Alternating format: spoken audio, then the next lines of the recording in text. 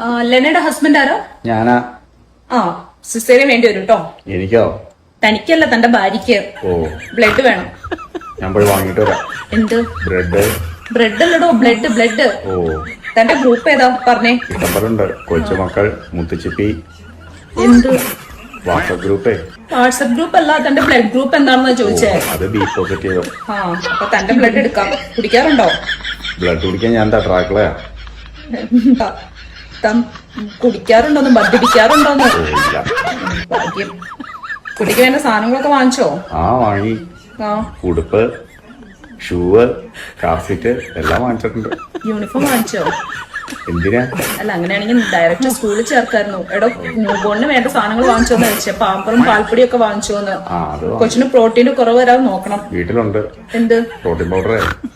ഇത് ന്യൂബോണാ, അല്ലാതെ mister India അല്ല. പ്രോട്ടീൻ പൗഡർ കൊടുക്കാൻ